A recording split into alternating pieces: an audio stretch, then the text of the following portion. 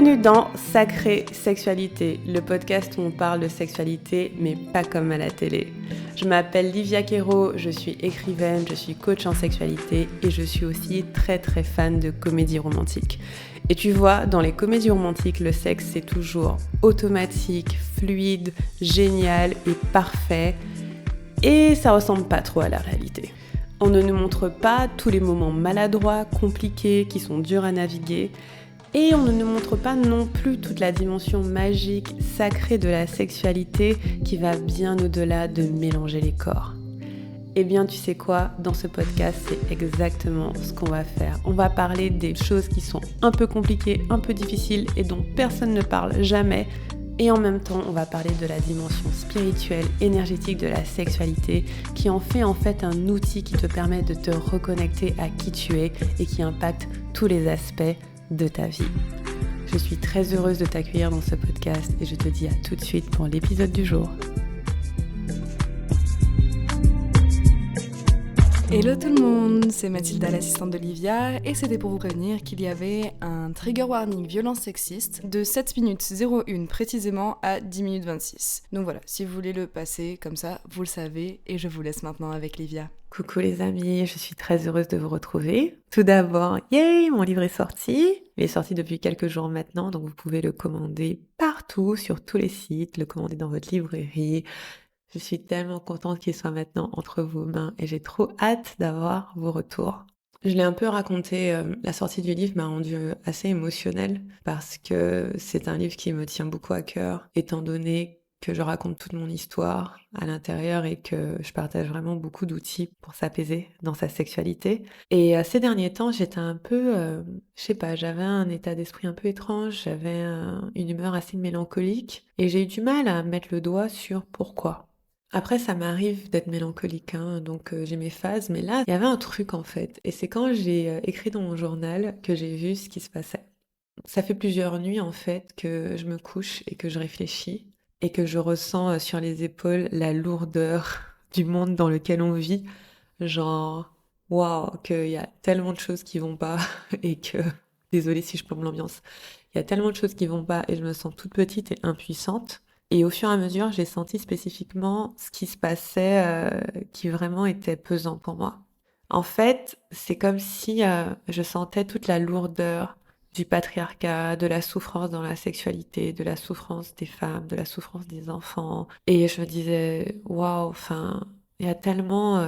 est-ce qu'on peut vraiment aspirer à un monde qui soit beaucoup plus harmonieux entre les guerres, entre les viols, entre les je sais quoi, enfin c'est... Je sais pas si vous avez ces phases-là parfois de juste ça fait beaucoup quoi. Et en fait, je me suis sentie dépassée. Donc il y avait un peu le livre parce que forcément c'était émotionnel pour moi, mais il y avait l'état du monde en général. Mais cependant, je me suis dit c'est bizarre parce que le monde il a toujours été un peu comme ça. Qu'est-ce qui se passe maintenant pour moi qui fait que je me sens comme ça? Et j'ai mis le doigt dessus très rapidement.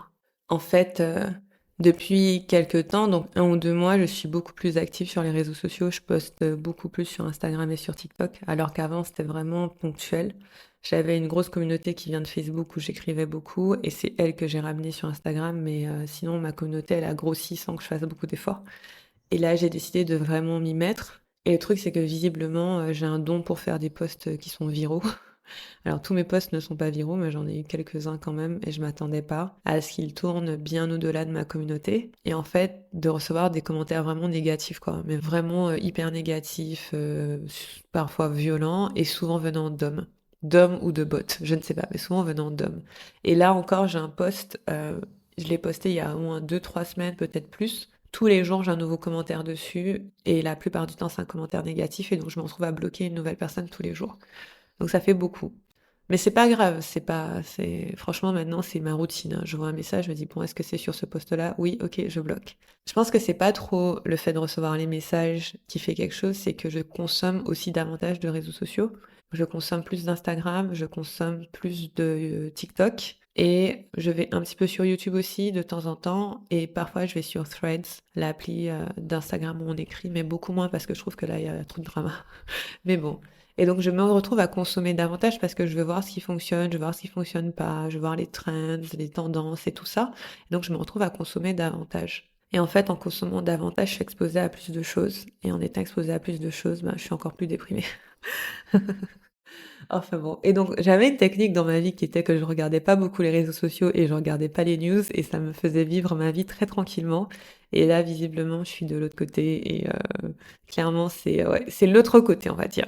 Pourtant, voilà, ça veut pas dire que ma conclusion, c'est pas qu'il faut que j'arrête tout, mais j'ai une autre conclusion que je vais partager à la fin. Mais en tout cas, voici ce qui a émergé pour moi et qui me travaille beaucoup depuis quelques jours. J'irai 2, 3 jours. Alors moi, je suis autoproclamée misandre, hein. J'ai fait un épisode qui dit par défaut, je n'aime pas les hommes. J'ai rien contre des hommes individuellement, mais le groupe social homme, c'est pas trop ma came parce que c'est un groupe social qui cause tellement de dégâts dans le monde que généralement, je suis la première à dire que les hommes, bon, je m'en méfie, ok? Et je m'en méfie aussi parce que mes clientes ont beaucoup souffert à cause d'hommes, donc voilà. Je me cache pas de ça. Cependant, et avant de dire cependant, et j'ai des gens de temps en temps qui m'écrivent ouais, que j'ai pas soigné ma relation avec les hommes, c'est pour ça que je dis ça, que oui, je sais pas, des trucs sur l'égalité homme-femme et qu'il faut penser aux hommes aussi, tout ça, et je suis là, ouais, ok.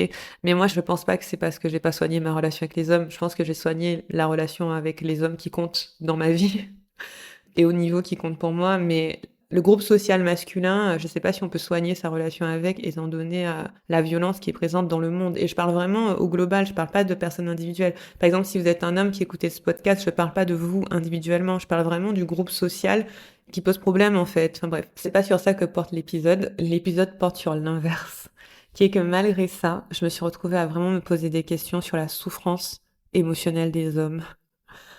J'étais en train de regarder mon plafond et je me disais, mais waouh, le patriarcat a détruit les hommes. Le patriarcat a rendu les hommes vraiment vides. Enfin, c'est trop grave. Et donc moi, je suis en train de regarder mon plafond et je me dis, waouh, pourquoi? À force d'être exposée aux réseaux sociaux, j'ai découvert des choses. Donc déjà, je vous avais déjà dit la stat que 96% des violeurs sont des hommes, ce qui est énorme, sachant que on compte les viols en centaines de milliers par année, donc ça fait beaucoup de d'hommes qui violent. Ça, c'est énorme. Ok, donc ça, c'est la stat qui nous énerve, qui fait que les hommes, voilà, on s'en méfie, tout ça. Après, je suis tombée sur TikTok sur cette histoire d'une femme qui s'appelle Bonnie Blue, qui s'est donné le défi de coucher avec plus de 1000 hommes en 24 heures. Déjà, elle est un peu toc-toc, hein, on est d'accord, hein. Je veux dire, waouh, quelle idée. Même dans ma tête, j'étais là, même mathématiquement, c'est ouf. Et donc, j'étais vraiment intriguée, j'étais là, même, comment on fait physiquement, tu vois, genre, t'es lubrifié pendant 24 heures? Enfin bref, j'avais plein de questions dans ma tête, et donc j'ai fouillé un peu, et je suis tombée sur des vidéos qui expliquent que c'est parce qu'elle a une amie qui a fait le défi de coucher avec 100 hommes en 24 heures, et elle voulait vraiment exploser le truc, et c'était 1000 hommes en 24 heures. J'ai dit, ok. C'est son choix. Et je me dis, mais comment elle a choisi les hommes, tu vois? Et en fait, c'est des hommes qui faisaient la queue. Genre, en gros, tu t'inscrivais, donc tu pouvais payer et avoir un pass VIP et tu passais en premier parce que t'avais payé. Et puis sinon, tu faisais la queue. Et on montre des vidéos de mecs qui sont dans la rue, qui font la queue, qui sont tout contents parce que ils vont passer quelques secondes à pénétrer Bonnie Blue. Je suis là, what? Attends. Et donc moi je regarde et elle explique. Et en fait je trouve pas, j'ai pas pris le temps de regarder une longue vidéo où elle explique tout. J'ai trouvé plein de bribes de vidéos et puis ensuite elle explique dans une vidéo que chaque homme avait entre 30 et 40 secondes pour, enfin littéralement la pénétrer. C'était ça l'idée, pour la pénétrer. Et qu'en fait ce qu'il faisait c'est qu'il mettait 30 à 40 hommes dans la salle et ils passaient les uns après les autres. Et comme ça ils pouvaient regarder s'ils voulaient. Et qu'en même temps elle donnait des fellations et et elle masturbait certains hommes pendant parce qu'elle voulait que tout le monde profite et tout. J'étais là, bah c'est cool.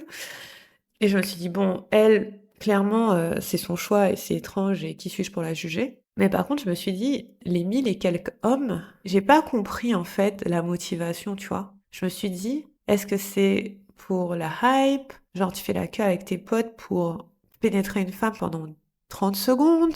Qu'est-ce que tu en tires en fait? Parce que est-ce que ça t'excite ou est-ce que ça te donne du plaisir? Enfin, j'avais vraiment du mal à comprendre du point de vue des hommes. Peut-être que s'il y a un homme qui peut m'expliquer l'attrait, mais j'avais beaucoup de mal à comprendre en fait parce que je trouve ça complètement déconnecté émotionnellement en fait. Je trouve ça complètement désincarné. J'étais en train de me dire c'est hyper chelou. Mais bon, ok. Et j'ai continué à fouiller et je suis tombée sur des trucs. Par exemple, je parlais d'une expérience d'une femme qui s'était, Je crois que c'était dans les années 90, elle s'était mise dans une cage pendant 6 heures, elle était immobile. Vous avez peut-être entendu parler de ça, parce que j'avais déjà entendu parler de ça vaguement, mais je suis retombée dessus. Cette femme, elle était immobile dans une cage et on pouvait lui faire ce qu'on voulait. Et du coup, au début, personne n'osait rien, les gestes étaient plutôt positifs, mais après, ça a dégradé en violence. Et il y a des gens qui lui ont coupé la peau, il y a même quelqu'un qui lui a planté un fusil sur la tête, il y avait un fusil dans la pièce, en fait, il y a des objets dans la pièce. Il lui a planté un fusil sur la tempe et lui a mis le doigt elle-même sur la gâchette. Quelqu'un a dû intervenir pour jeter le pistolet. Elle a été agressée sexuellement. Enfin voilà, j'étais là, waouh. Et en fait, je me suis dit, trop ouf le niveau de violence vers lequel les gens vont en fait. Et c'était des hommes qui avaient tenu le pistolet et qui l'avaient agressée sexuellement. Et puis après, je tombe sur une stat comme quoi, alors je n'ai pas vérifié la stat, mais c'est juste ça m'a marqué. Comme quoi aux États-Unis, il y a 86 millions d'hommes qui sont sur OnlyFans. Vous savez, l'appli où on s'abonne pour voir du contenu érotico-adulte, on va dire. 86 millions d'hommes sur OnlyFans, qui représentent 90% de la communauté sur OnlyFans. Et il y a 165 millions d'hommes aux États-Unis. C'est-à-dire que plus de la moitié des hommes des États-Unis est sur OnlyFans. Je suis là, what the fuck? Et c'est 90% des hommes. Et on peut regarder aussi la quantité d'hommes qui consomment du porno, la quantité, voilà. Et je me suis dit, mais putain, en fait, je sais pas pourquoi. Ce qui m'est venu, c'est, au début, c'était en mode, comme moi, je suis très pro-femme.